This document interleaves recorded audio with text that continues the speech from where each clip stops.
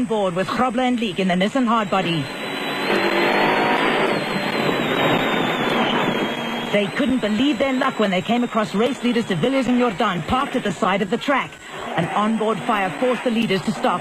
Later, a puncture would delay them even more and drop them way down the order. The veteran pair took full advantage of their teammates' misfortune and proceeded to open a significant gap on Woolridge and Skoltommer in the Ford Racing Ranger.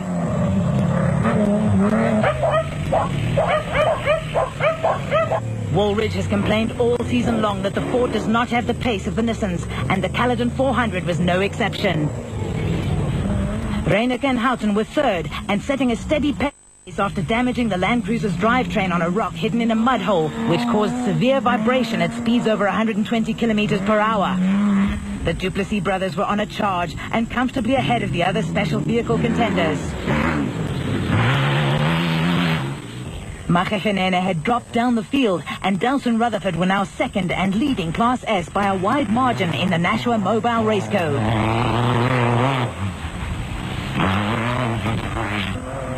Shumi van Vieren and Steve Parker in the Castrol Toyota Land Cruiser were the new leaders in Class D and had got by championship leaders Voss and Griffiths, who followed close behind in the Nissan hardbody.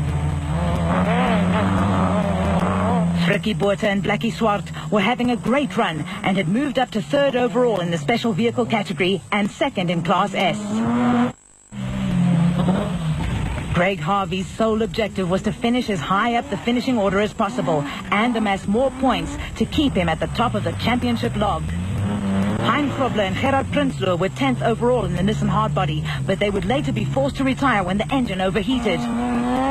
Henry Kirstein and Reiner Juster were 4th overall in the special vehicle category in the Sekarock Sandmaster, but behind them a huge battle was developing between some top runners who had started way down or had had problems and were now fighting their way back.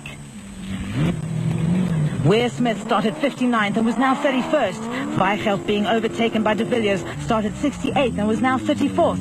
Makhekenene had dropped from 2nd to 34th, and de Villiers, who led the race, was 33rd. Weigelt did not complete the prologue due to gearbox failure on the Ford.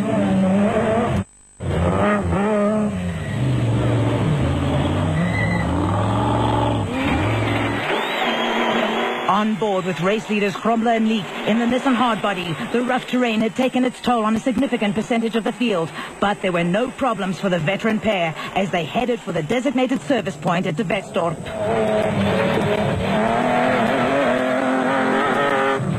Gerard and Lawrence Duplessis had a commanding lead in the special vehicle category, with the Mobile Jimco not missing a beat thus far.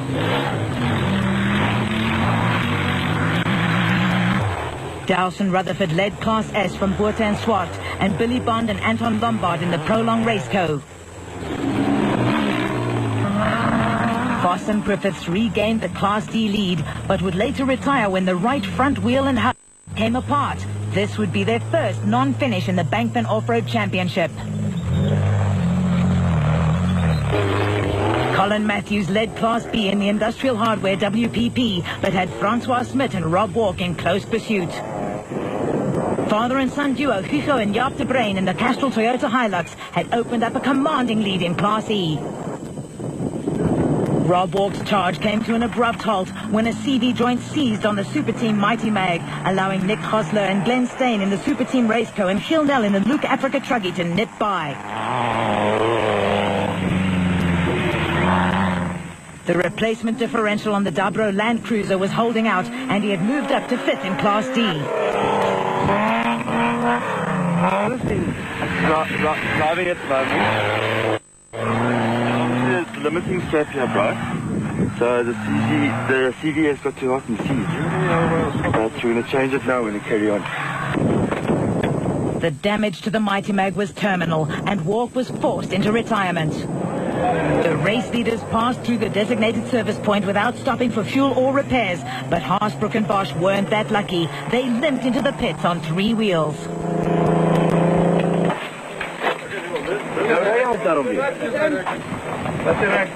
So 5 kilos van hier. Ry maar 'n bietjie moeilik so.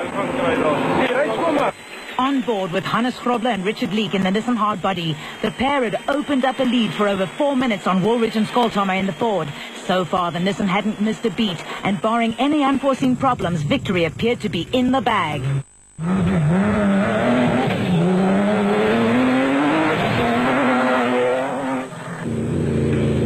Woolridge and Skoltomer were unable to close the gap on the leading Nissan.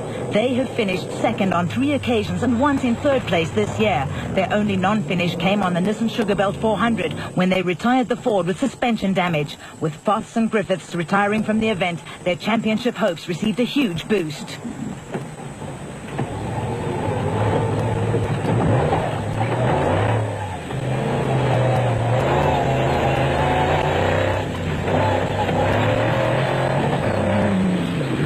There was no stopping the Duplessis brothers. Machachenene, Weir Smith and Marsh had retired from the event, and their only real threat was Greg Harvey.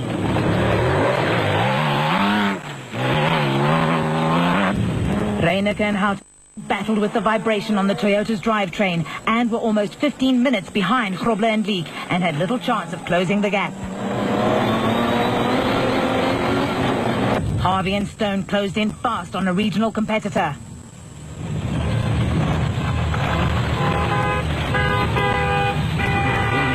The Queenstown pair was almost 25 minutes adrift of the leading Jimco. Henry Kirstein and Rainer Juster had a great run so far, but disaster struck when they rolled the Sekirok Sandmaster close to the finish. Dowson Rutherford led Class S in the Nashua Mobile Raceco, and Bond and Lombard had moved up to second.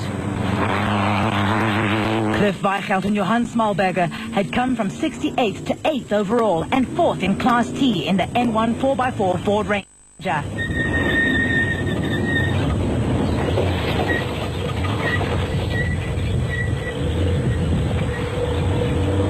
New Class D leaders Mark Corbett and Juan Moore in the Century Property Development Isuzu have performed consistently and finished every event this year.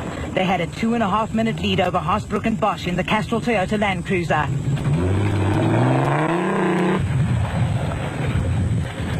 The Tosca farmers have a never-say-die approach to off-road racing and soldiered on despite 2 punctures and a misfire.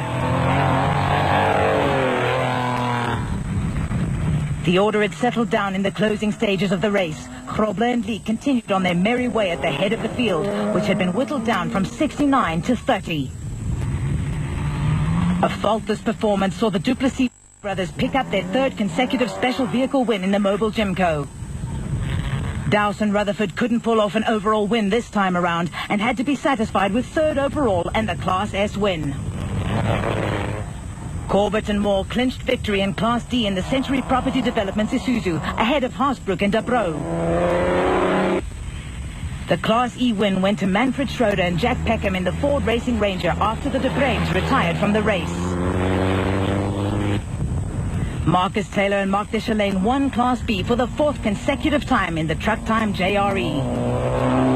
Marius and Tracy van Vieren finished 2nd in Class D in the recent Toyota Dealer 400 and were placed in the Caledon 400, but then disaster struck. The Alberante Land Rover's prop shaft was badly damaged by a submerged rock, and they too were forced into retirement.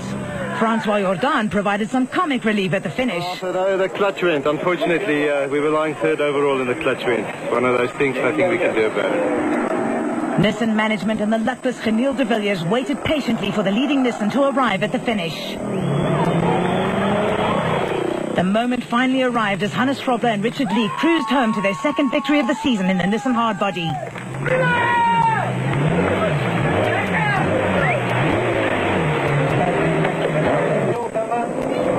Neil Woolridge and Kenny Skoltomer were 2nd in the Ford Racing Ranger. We had a hard drive today. We had all different types of road conditions. It was rough. We had mud. We had fast stuff like rally stuff. But we paced ourselves well, and we knew if we're going to pay ourselves that we don't have any punctures or whatever, and we keep a good pace, we've got a good chance to win it, and we pulled it off, and we're very happy. The Class T Super Trucks occupied the top 4 positions in the production vehicle category, and there were class wins for Nissan, Isuzu and Ford. 3 wins out of 4 starts this season for Gerard and Lawrence Duplessis in the Mobile Jimco.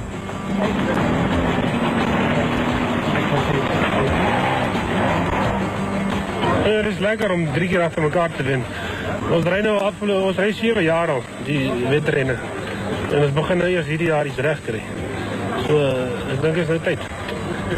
Maar het is lekker. Only 10 special vehicles managed to finish the grueling Caledon 400, with the less powerful Class B and Class S entries accounting for 6 of the top 10 placings.